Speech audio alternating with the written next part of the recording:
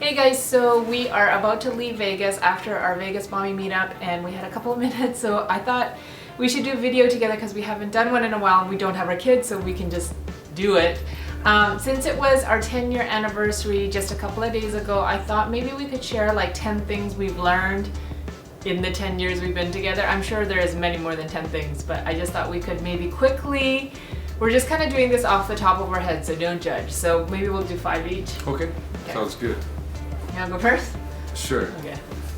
One of the things I learned is that every day counts. You got to make sure you enjoy it. I know in the 10 years we've been married, we've tried a lot of things. Not all of them worked. Some endeavors were more fruitful than others, but every day you got to enjoy it. Even though it might not work out perfect, your job, your task that day, enjoy the process of it. That's what life's about, is the process of growing with somebody else. So in 10 years, I don't always just look to the end. Sometimes I look to the process. I think makes me enjoy every day. Yeah, it's the journey together.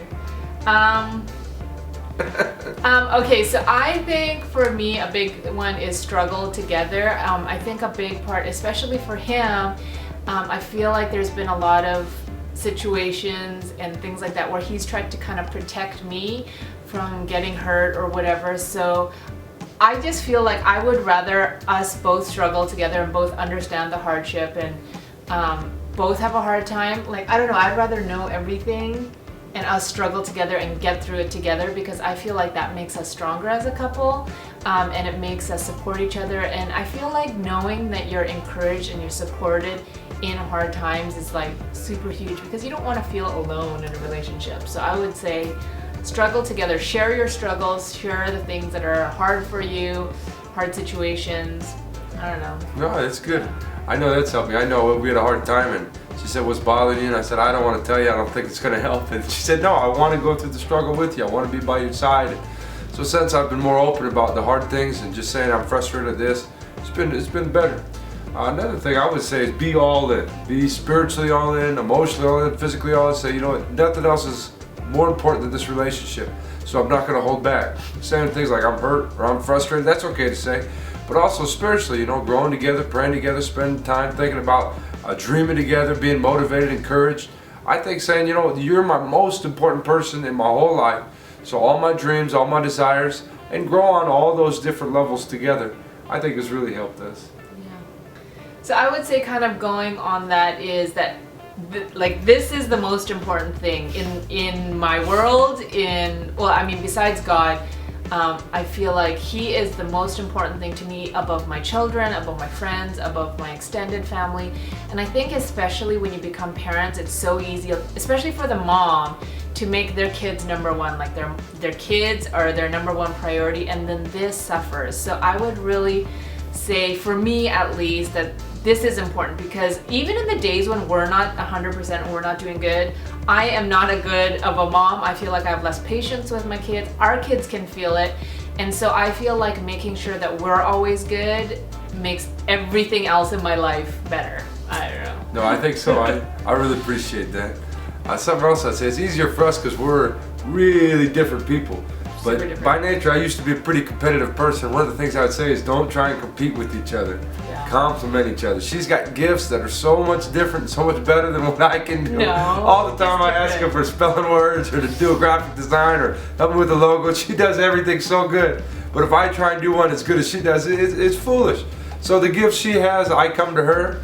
And the gifts I have, she'll come to me. So we try and compliment each other, and it's never a competition unless we're playing Settlers of Catan. Yes. Then it becomes a competition. Game on. She usually does win. Okay. I think going with not competing is to really encourage each other's stuff. Like whether it's a hobby, a passion, if it's a dream, whether it's a big thing or a small thing. Like even if it's like oh, I've always wanted to learn how to scuba dive or something, you know, even if it's not a career thing, if it's just something that they have a passion for and that they're interested in, I would really encourage you to encourage your spouse, because I feel like when I feel encouraged by him, I feel like I can do anything and I feel empowered. And I feel like when I feel that way, it makes me a better person, makes me a better mom, makes me a better wife.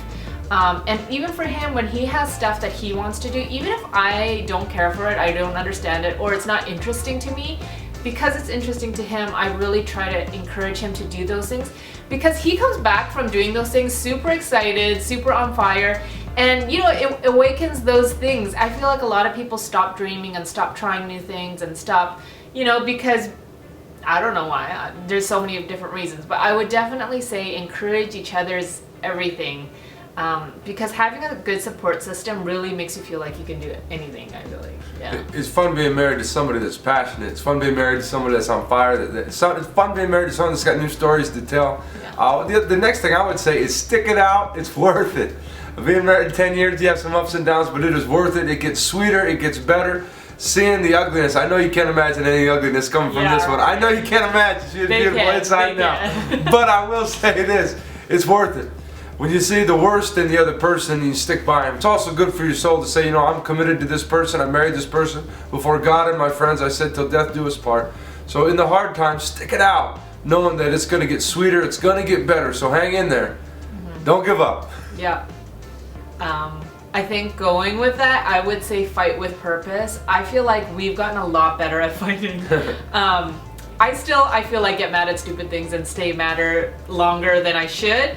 But I feel like even in the midst of frustration and anger and fighting with your spouse, like make sure that it's worth it, because seriously, half of the stuff you get annoyed and mad about doesn't even matter. Like I always say, if you're not going to remember this in 5 or 10 years, then just let it go, because it's not worth losing a day, losing an hour, being angry about something that is dumb. I mean, there are some things that are worth waiting for, but most things are not that big of a deal. So make sure when you're fighting, it is purposeful, you know, and always respectful. I feel like in a marriage, you have to have rules of war.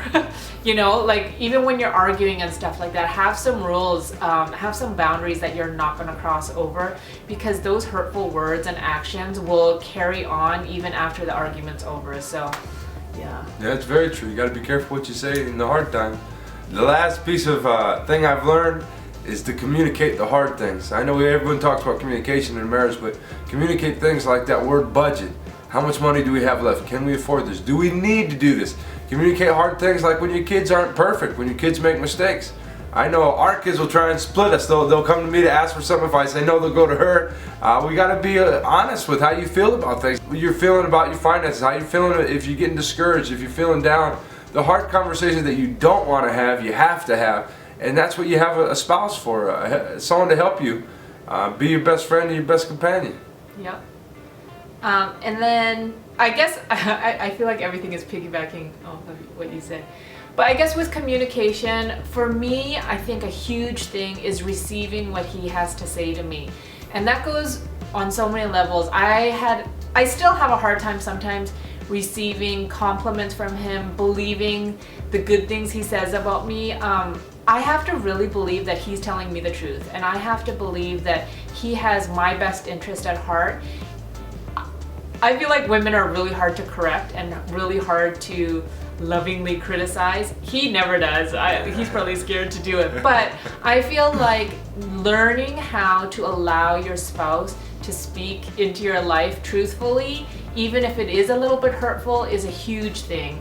And I feel like I would much rather him say, hey, you shouldn't have done that, or maybe you shouldn't do this, and him help me out, because he's my eyes, you know, for things that I don't see. And you know how they say people are a mirror of who you are. I really want him to show me the things that I can't see myself. So I would really say learn how to receive your partner's words. Yeah, I think that's 10. 10? It's been a great 10 years. Many more decades to come. I know. You guys, 10 years goes by so fast. I thought 10 years would be like way down the line. I don't know. Just, it goes by so fast. Enjoy every day. Laugh every day. Make sure you guys enjoy each other's company. We have to check out of our hotel, so we gotta go. But thank you guys so much for watching, and we'll talk to you later. Bye.